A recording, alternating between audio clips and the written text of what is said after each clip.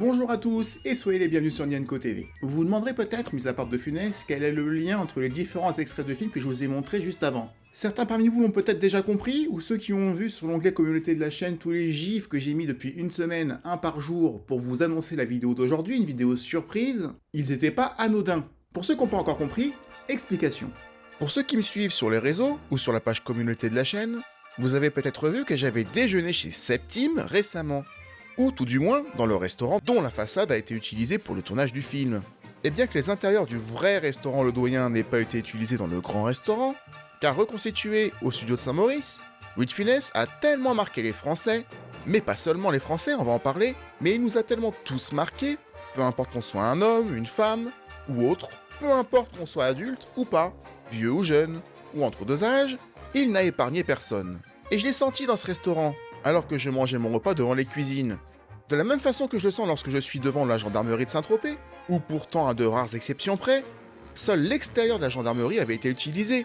On le voit d'ailleurs si on fait attention dans les différents gendarmes, via le positionnement de l'escalier dans le hall, qui change de film en film. Dans le premier, l'escalier est contre le mur. À partir du troisième, l'escalier est au milieu. Mais connaissant bien les lieux, comme vous pouvez le voir actuellement, il n'y avait pas la place, par exemple, pour Michel Galabru de se cacher derrière le dit escalier dans le 5e gendarme, tant l'espace qui était derrière était petit, et tant il n'y avait pas la place dans le hall d'entrée pour y poser une caméra, par exemple.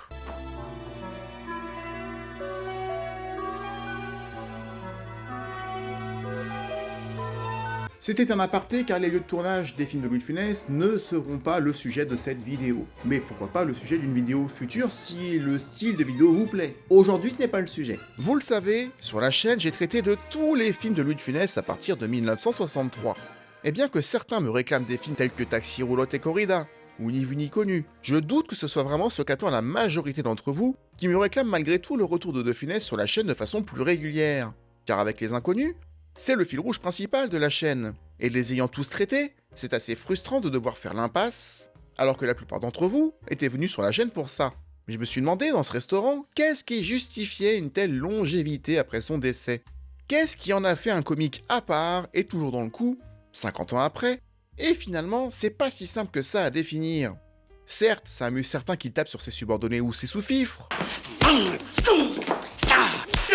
comme dans Oscar, comme dans La Folie des Grandeurs, mais c'est une partie de son personnage, qui l'estompera, peu à peu, et qui pour moi n'est qu'une infime partie de la composante Louis de Funès. Certes, il y en a beaucoup qui s'amusent quand on voit De Funès ou son personnage frapper ses subalternes, frapper ses victimes, comme dans Le Petit Baigneur, comme dans La Folie des Grandeurs, comme dans Oscar, où il tape beaucoup, Mario David par exemple, mais c'est une toute petite partie de son personnage ça, qui va s'estomper peu à peu parce qu'il va en avoir marre qu'on lui demande dans tous les films de taper sur les autres. On vous laisse, non, énerve-toi, allez, tape plus dessus.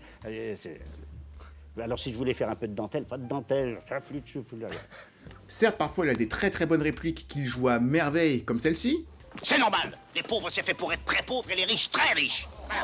Ou encore celle-là qu'on voit dans le même film. Qu'est-ce que je vais devenir? Je suis ministre, je ne sais rien faire. Ou parfois c'est la mauvaise foi de son personnage qu'on retient, même si c'est souligné par des dialogues. Celui-là est absolument ahurissant et n'a pas pris une ride, comme tout le reste d'ailleurs.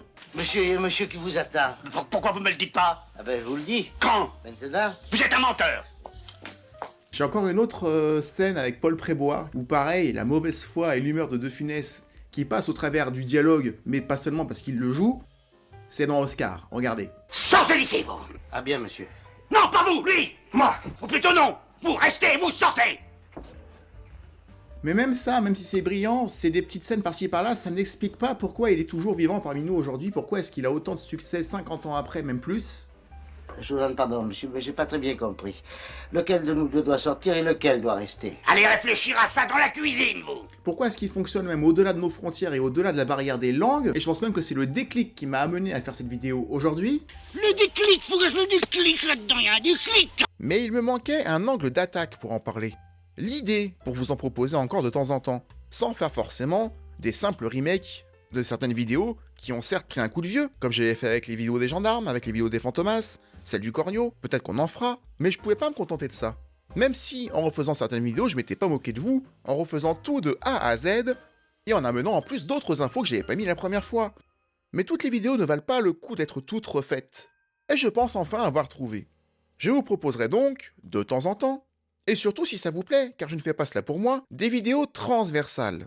Nous ne nous enfermerons pas forcément sur un seul film, mais nous aborderons la carrière de Louis de Funès via des thématiques transverses qui nous permettront de réévoquer certains films, mais via un angle d'attaque différent. Et c'est en regardant un react d'un Américain en train de découvrir Louis de Funès This guy's a genius. Aïe. Oh. Mouscafnous Hermelin. bien qu'apparemment il ait des notions de français parce qu'il a dû l'apprendre à l'école, mais il ne pouvait pas tout comprendre, pas toutes les subtilités. Mais j'ai remarqué que ce qui l'amusait, c'était pas forcément les dialogues. Il comprenait tout simplement. Car on le sait, Louis de Funès, tout était dans le geste. En tout cas une grande partie. Tout était dans les expressions de son visage, les différents tons de sa voix aussi. Mais il arrive même, c'est un exploit, à paraître être en mouvement sur les photos. Et mon repas du grand restaurant m'y a fait penser justement ce qui a été le déclic. Mais quel déclic! Louis de Funès, ce n'est pas qu'un acteur national que le monde entier aurait oublié sauf nous. Il peut être compris ailleurs dans des pays qui n'ont rien à voir avec le français en termes de langue pratiquée. Alors c'est...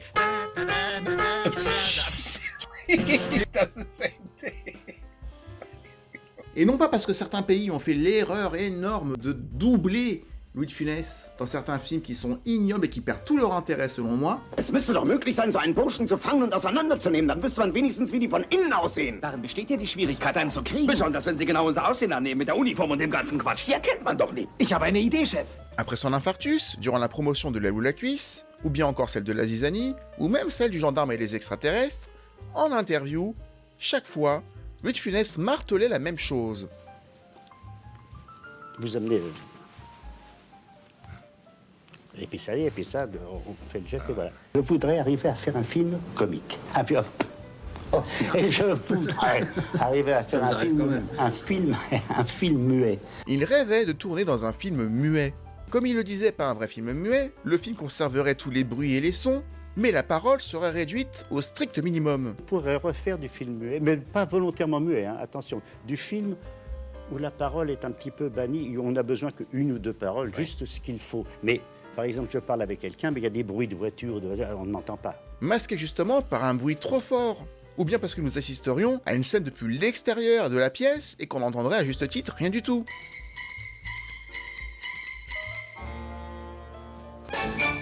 Ce qu'on a vu par moments dans certains films, car Louis de Funès l'avait fait bien avant ses prises de parole sur le sujet, comme quoi son désir remontait à bien avant 1976. Il y a plusieurs scènes qui me reviennent là-dessus, dont une qui est musicale, bien sûr, celle du Cornio, on l'a vu il y a pas très longtemps.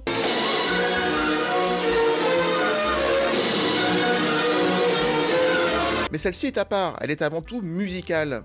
Et le gag tient sur la synchronisation avec la musique. D'autres scènes qui me reviennent dans d'autres films, il y a par exemple le deuxième Fantomas, au moment où De Funès tente de s'expliquer après son arrestation dans le train avec les autorités italiennes, ou encore dans Le Gendarme à New York, dans la scène de l'entrecôte. Pas celle où ils font la cuisine, mais celle où ils la recherchent. Pourtant ce sont des scènes que je ne retiens pas. Elles n'ont jamais été mes scènes préférées, et j'imagine mal un film similaire durant 1h30. Et comme il le disait en interview, rien qu'à écrire un film d'1h30 sans écrire quasiment aucun dialogue, c'est très difficile à écrire. Car il fallait justifier durant 1h30 pourquoi on n'entendrait pas les personnages se parler. Leurs voix ne peuvent pas être systématiquement couvertes par des bruits de circulation de voiture, ou par le bruit d'un piano, comme cette scène du grand restaurant, où le pianiste recouvre la voix du ministre, qui fait pourtant une blague acceptime, qui, poli, et surtout flatteur pour son client, rit, même beaucoup trop. Figurez-vous qu'un jour, mon chef de cabinet... Non mais attendez, voyons. Avant même que la blague ne commence. C'était sa sœur. Il est très fin, vous savez, très spirituel. On ne pouvait pas faire ça sur 1h30. Il fallait donc, pour faire un film muet moderne sur 1h30, un prétexte pour que tout le monde puisse être privé de sa voix, sans que ce soit dû à des événements extérieurs, ce que Buffy contre les vampires fera d'ailleurs le temps d'un épisode où toute la ville de Sunnydale était privée de leur voix. C'était scénarisé. Et le seul scénario plausible pour justifier un événement similaire, l'absence de parole, c'était celui de la revanche des extraterrestres.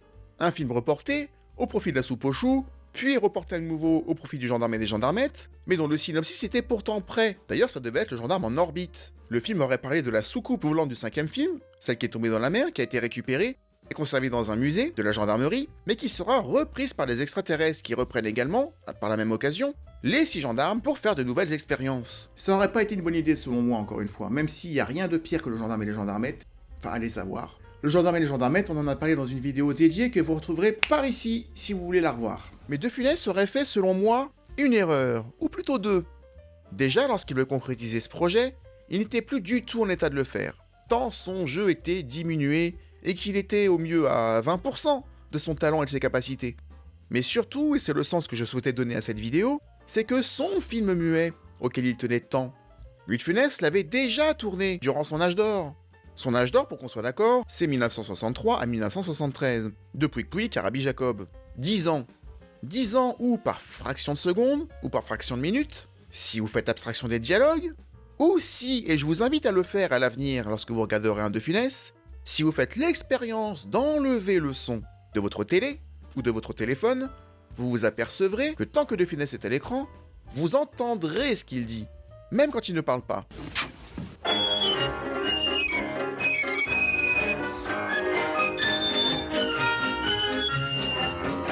Je vous disais tout à l'heure que même sur une photo, on comprend Louis de Funès.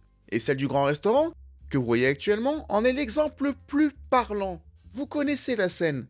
Celle où l'équipe de Septime va se débrouiller tant bien que mal pour jouer l'hymne du pays du président Novales.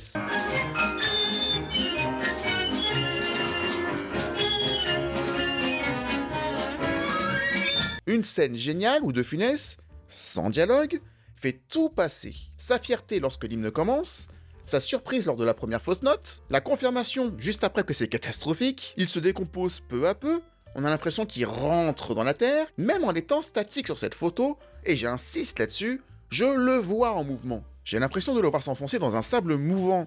Cela est dû à son cou, qui fait des plis dans son col, et qui donne l'impression qu'il veut rentrer sa tête dans son cou. Et c'est pour ça d'ailleurs qu'il est légèrement penché sur sa gauche pour renforcer cet effet-là, ce n'est pas un hasard. De plus, il cache son visage de sa main gauche. Mais pas pour cacher son visage, mais pour cacher le fameux carnet rouge. Que l'on peut associer à un carton rouge d'ailleurs, et ça aussi c'est drôle, la couleur est bien choisie. Mais comme tout le monde regarde l'hymne, techniquement, il n'avait pas besoin dans la scène de prendre cette pose et de cacher son carnet ou de cacher son visage. Mais c'est ça sa trouvaille, ce geste. Et c'est ça qui fait le mouvement sur cette photo, et bien plus dans la scène bien évidemment. Mais la photo est tout aussi fascinante à analyser que la scène en elle-même, et ça c'est prodigieux. Des exemples comme celui-là, on peut en trouver à la pelle. Dans le 3e Fantomas contre Scotland Yard par exemple, qui est, je l'ai déjà dit plusieurs fois, mais qui est le film dans lequel je trouve que Louis de Funès a le mieux joué, c'est difficile, il joue toujours bien, mais c'est celui dans lequel je trouve que son talent est le mieux exploité. Fantomas, vous n'avez pas entendu parler de Fantomas, non? Vous vous rappelez plus? Dans ce Fantomas-là, vous pouvez très souvent retirer le son quand De Funès est à l'écran et vous comprenez tout ce qui se dit. Fantomas. Dans les scènes où Fantomas joue avec ses nerfs dans Fantomas contre Scotland Yard, à chaque fois qu'il rate la marche en partant de sa chambre, ou quand il arrive d'ailleurs, on comprend à chaque fois qu'il la maudit cette marche. Pourtant il ne dit rien. Thomas est dans le château. Alerte, chassez pas vu le machin. Allez. Mais je sais parfaitement ce qu'il dit dans sa tête. Là où d'autres se seraient contentés de tomber bien lourdement à l'écran. Lorsqu'il rembarre le pauvre serveur joué par Max Montavon, toujours dans le même film, grâce à ses bras, mais aussi comment il déforme son visage par la peur et la colère, mais aussi grâce au maquillage, l'acteur ayant eu le visage humidifié pour qu'il brille à l'écran juste avant. Pareil, encore une fois, si vous enlevez le son, vous comprenez ce qu'ils disent, de par la réaction de l'un et de l'autre. Qu'est-ce qu'il y a? Il y a rien. Allons-vous, foutez-vous en paix.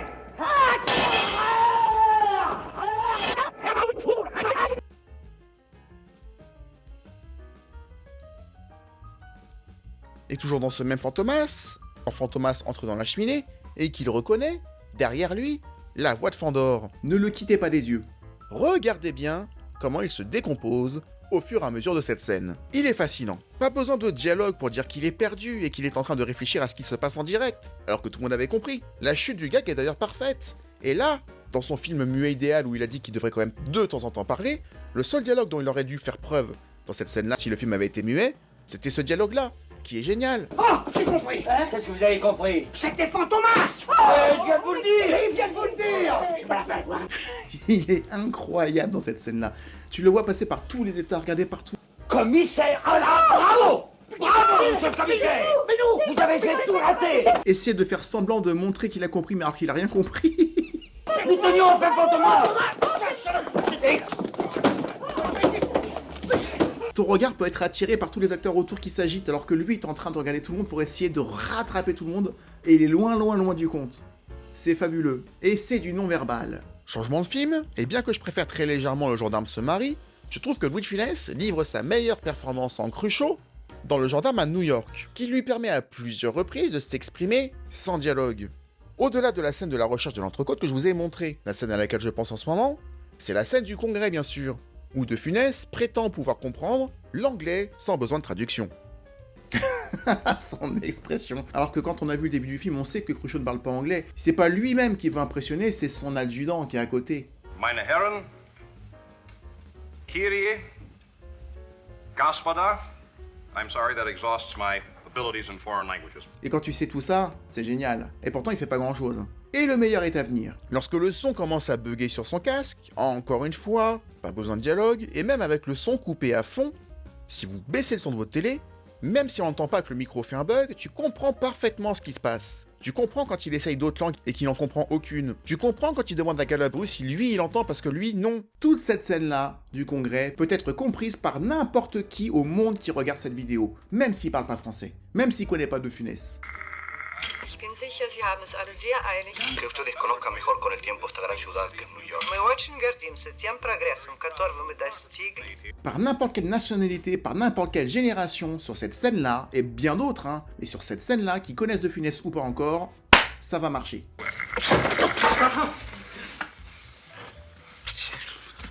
Comme cette scène du 4e gendarme, la scène de l'embouteillage, avec De Funès qui ne s'exprime cette fois-ci que par son sifflet. On s'est rentré dedans.